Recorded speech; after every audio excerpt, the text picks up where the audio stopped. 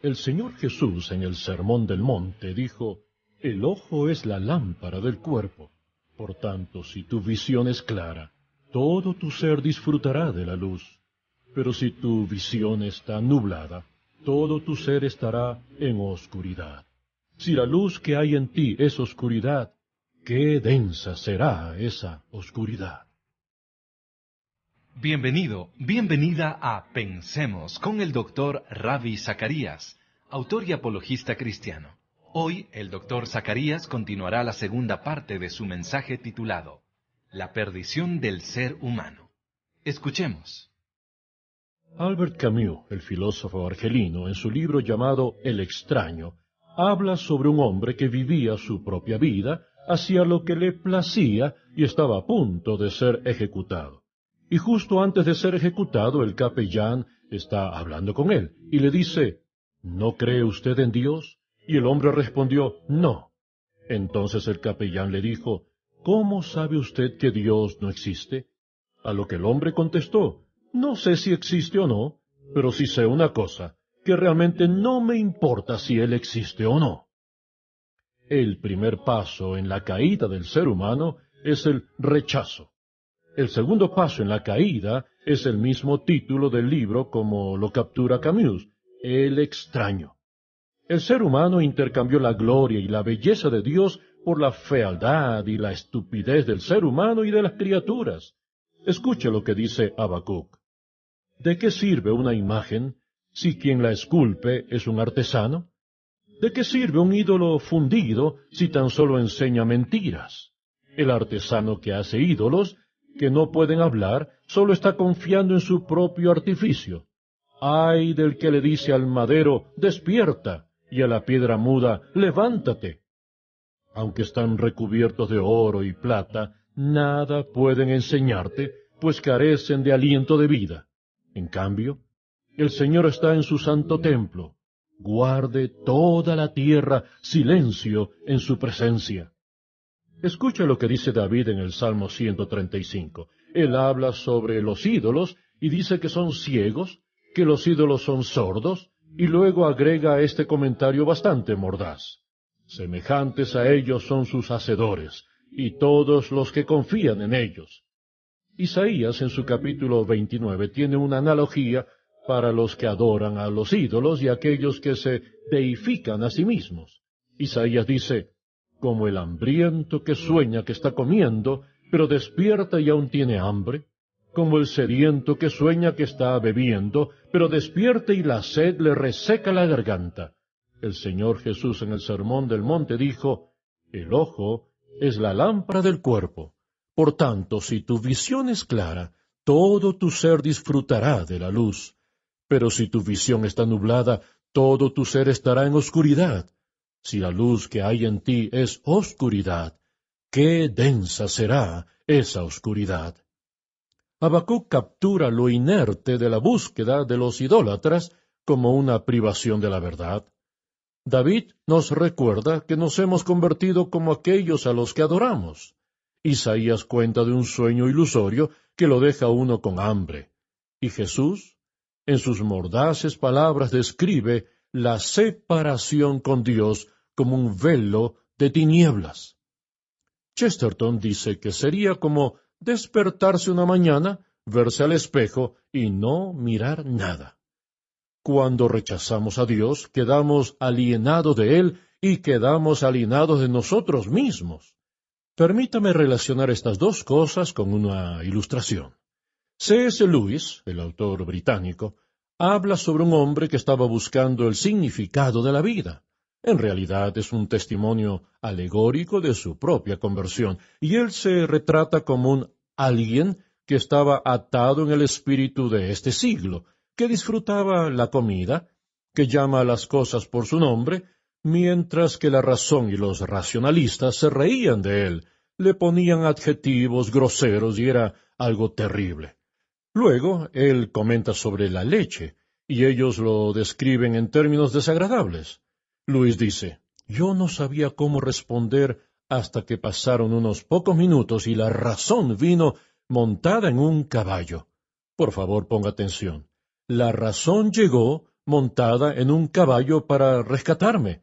Entonces cabalgo fuera de la montaña. La razón se da la vuelta y le dice al espíritu de este siglo: tú mientes, porque no conoces la diferencia entre lo que la naturaleza designó para lo bueno y lo que la naturaleza designó para la basura.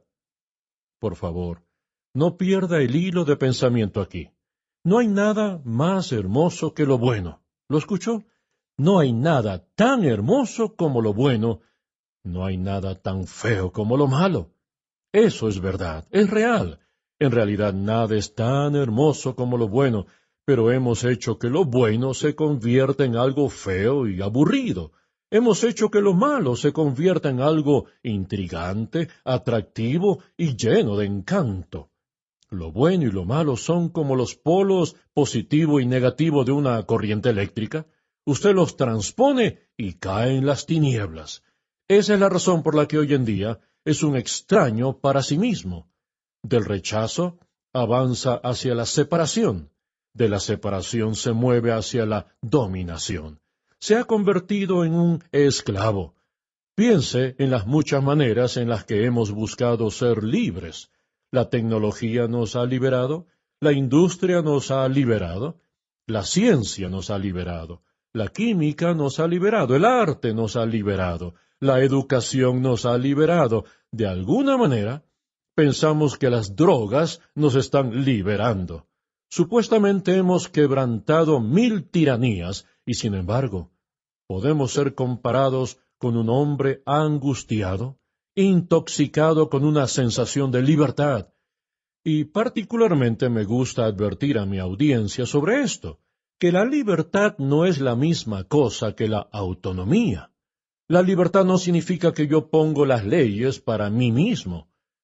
El príncipe Felipe, el duque de Edimburgo, al hablar con una hostil audiencia universitaria que estaba abucheándolo, se detuvo en medio de su discurso y en un idioma alejado de la realeza dijo lo siguiente, y estoy citando sus palabras: «Cállense y maduren».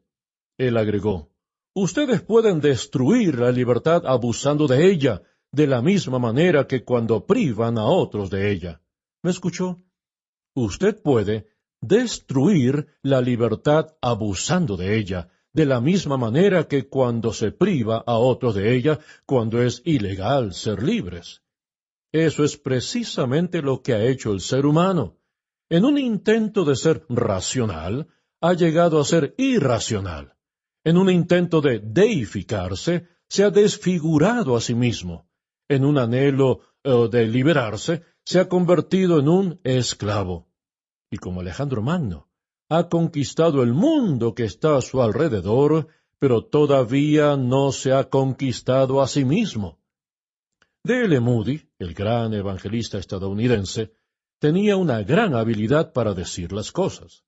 Yo estaba volando en un avión una vez cuando una azafata, que se había graduado como psicóloga, comenzó a conversar conmigo. Yo le dije: «Ya que usted es consejera, ¿podría hacerle una pregunta?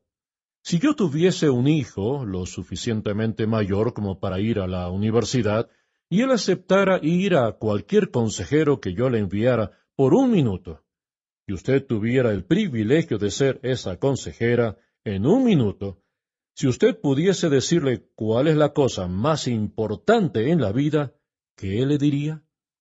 Ella hizo una pausa por un momento y dijo: «Eso es difícil, ¿no es así?».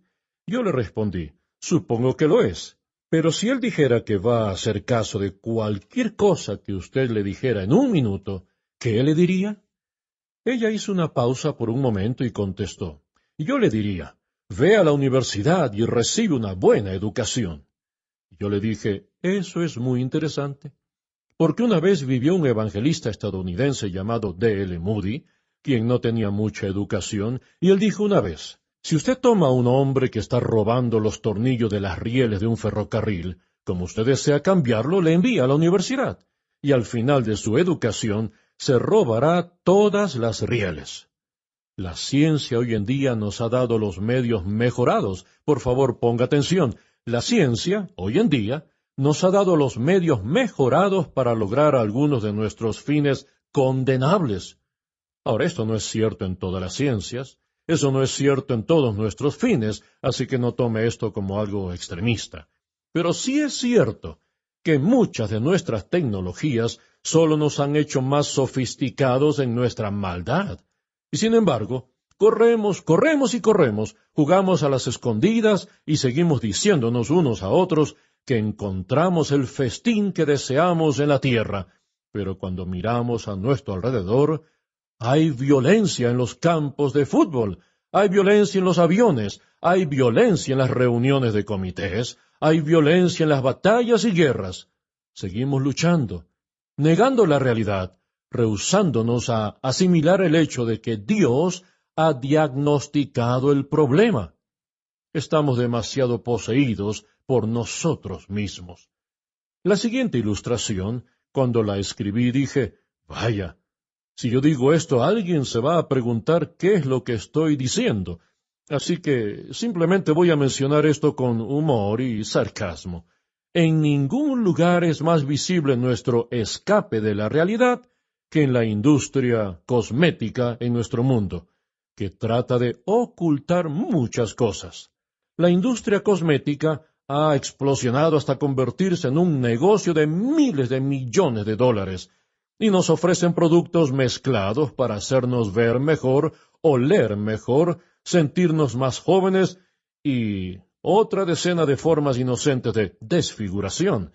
Así que las cremas fueron inventadas para suavizar las arrugas y rellenar las grietas. Los colores y tintes son creados para revertir las canas en nuestro cabello. Nos hacemos masajes con aceites para que nuestra piel se sienta más suave. Y la publicidad, con sus descaradas sandeces, nos gritan que podemos quitarnos años de encima y aparentar menos edad si comemos, bebemos, olemos o nos untamos su producto en nuestros sistemas. Y lo que no pueden hacer los cosméticos, podrán hacerlo los cirujanos. Pueden estirar nuestra piel para hacernos ver más jóvenes, implantar más cabello para lucir una cabellera más frondosa. Pueden injertar nuestra piel y hacer cirugía plástica para poner los hoyuelos en los lugares correctos, reducirse la nariz y esculpir la quijada como quisiéramos tenerla. Pero, desgraciadamente, el cirujano solo puede hacer trasplantes hasta un punto. Finalmente, llega un cáncer o un ataque al corazón que nos lleva al ataúd. Entonces, ¿qué hacemos? Ponemos un esfuerzo sobrehumano para ponernos la suficiente crema y luego nos sumergimos en la bolsa de maquillaje de la agencia funeraria, porque ese será nuestro último intento para que todos los que pasen por ahí, después de la muerte, no puedan negarse a dar un cumplido. Se ve tal como era, ¿no es así? Y eso si alguna vez alguien en su vida llegó a verlo como era. Pero eso está ahí. Ahora, está bien si solamente se tratara de maquillaje. En realidad, para ser completamente sincero con usted, se trata de formas inocentes de transfiguración o desfiguración. Pero cuando llevamos eso más allá, ¿acaso alguno de nosotros no es culpable de ello? Hay algo más profundo. Pero si lo llevamos al mundo espiritual, por favor, escúcheme bien, el peor efecto del pecado se manifiesta no en la guerra o el dolor o la desfiguración del cuerpo, sino en las facultades contrariadas, en los amores indignos, en los bajos ideales, en los espíritus endurecidos y esclavizados. Esa es la razón por la que el apóstol Pablo dice en Romanos, se han llenado de toda clase de maldad, perversidad, avaricia y depravación. Están repletos de envidia, homicidios, disensiones, engaño y malicia. Son chismosos, calumniadores, enemigos de Dios, insolentes, soberbios y arrogantes. Se ingenian maldades, se rebelan contra sus padres, son insensatos, desleales, insensibles, despiadados. Saben bien que, según el justo decreto de Dios, quienes practican tales cosas merecen la muerte. Sin embargo, no solo siguen practicándolas, sino que incluso aprueban a quienes las practican. Como dijo alguien, hay muchos ángulos desde los cuales podemos caer, pero solo hay un ángulo en el que podemos estar firmes. Y la civilización dominada por sí misma está probando los ángulos. Pero el desafío espiritual del evangelista es respirar el Espíritu de Dios de tal manera en sí mismo, de modo que sumerja su mente en la palabra de Dios, para que esté sintonizado con el Maestro Creador de este mundo, para que viva su vida según el Señor Jesucristo, de modo que sea un reflector del Señor. De esta manera, cuando termine de predicar, sabrá lo que significa cuando alguien diga esto: intensa es la agonía, cuando el ojo comienza a ver, cuando el oído comienza a oír, cuando el pulso comienza a latir, cuando el corazón comienza a bombear, cuando el alma siente la carne y cuando la carne siente sus cadenas. El ser humano avanza del rechazo a la alienación, luego a la dominación y finalmente a la condenación. Las Escrituras dejan en claro que el ser humano está condenado eternamente. Permítame compartir con usted estos textos bíblicos. Por favor, apúntelos si desea. Mateo 18:8. Mateo 25, 41 y 46. Marcos 3, 29. Segunda a los Tesalonicenses 1, 9. Hebreos 6, 2 y Judas 7. A. Hodge, en su libro de teología, dice: no hay palabra más empática para lo eterno que aquella utilizada para el infierno en el Nuevo Testamento. Leon Morris dice: se aplica a una era que nunca tendrá final. Ajit Fernando, en su excelente libro El Regreso Universal, nos recuerda que 64 veces se utiliza la misma palabra para recordarnos de la eternidad del cielo. ¿No es razonable deducir entonces que las 7 veces que se usa para hablar de la eternidad del cielo también se refiere a una separación infinita, física y real de Dios? La historia de Lázaro y el rico, en la que el rico clama a Dios y le dice: envía a Lázaro para que humedezca mi lengua, y Dios le dice: no, la separación es definitiva. Entonces, ¿podría él ir a advertirles a mis hermanos sobre esto? Y Dios le dice: ya tienen a Moisés y a los profetas.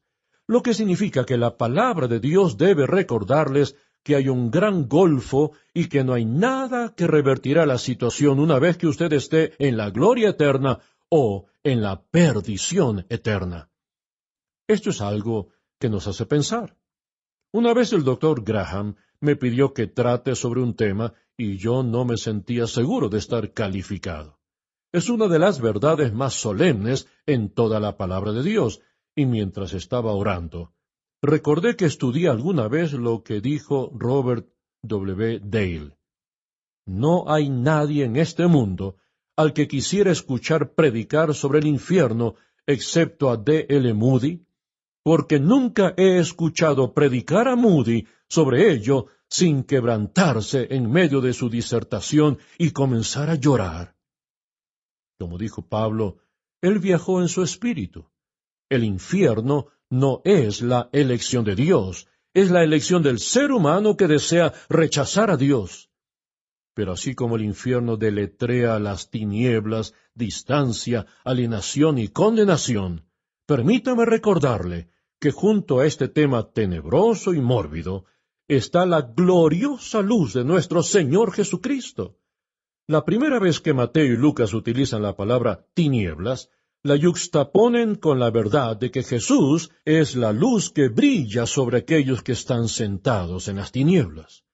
Y lo que quiero decirle es que usted y yo debemos sentir una gran emoción al salir a este mundo y decir a las personas que no deben quedarse con esa elección de las tinieblas, que pueden tomar la elección de Dios. Fui a ver una obra de teatro, Fresas Salvajes, de Ingmar Bergman. Un profesor llega a una corte judicial y el juez le dice: «Usted es culpable». Él responde: «¿De qué soy culpable?». El juez contestó: usted es culpable de tener culpa. El profesor pregunta, ¿eso es muy serio? El juez le responde, muy serio. ¿Culpable de tener culpa? ¿Es muy serio? Muy serio. Por favor, póngame atención. Cuando usted está ayudando a una persona necesitada que simplemente sigue diciendo, soy culpable, soy culpable, soy culpable, ¿se da cuenta que no puede ayudarle hasta que le diga, soy un pecador? Y entonces usted pueda decirle, tengo un Salvador para usted. Me gustaría leerle la última cosa. Al ser humano no le falta ética, sino que está perdido y muerto.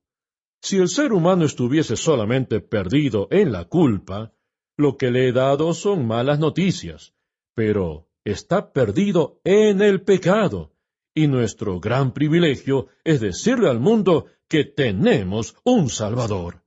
Ahora escuche esto.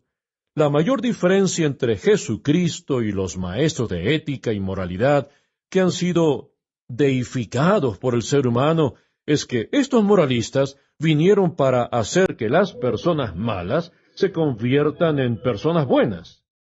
Pero Jesús vino para hacer que las personas muertas tengan vida.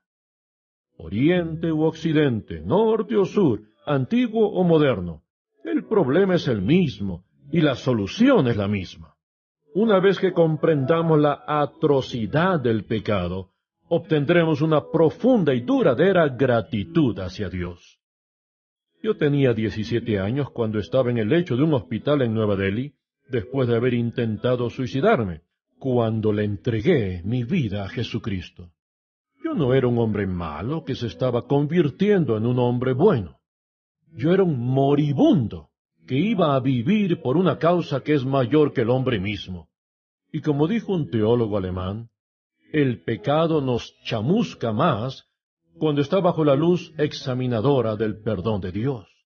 Y todos los que somos perdonados sabemos cuán abrasador puede ser el pecado en realidad. Esa es la razón por la que apreciamos lo que escribió Isaac Watts. ¡Ay!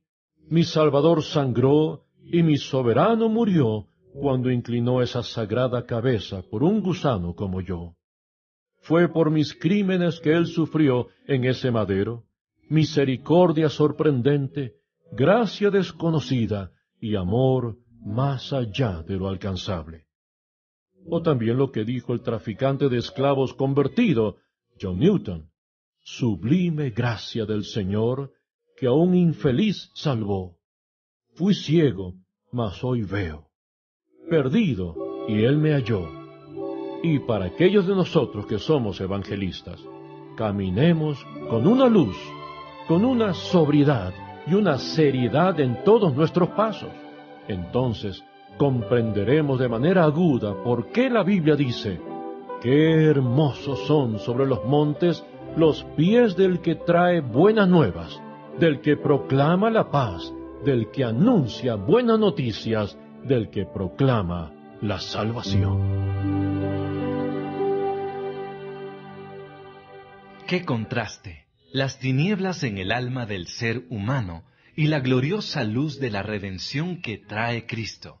Esa fue la conclusión del mensaje del Dr. Ravi Zacarías, la perdición del ser humano. Gracias por escucharnos. Por favor, visite nuestro sitio web en rzim.org.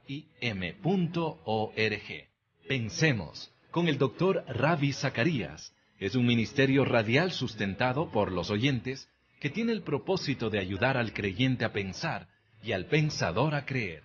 Y es una producción del Ministerio Internacional Ravi Zacarías en Atlanta, Georgia.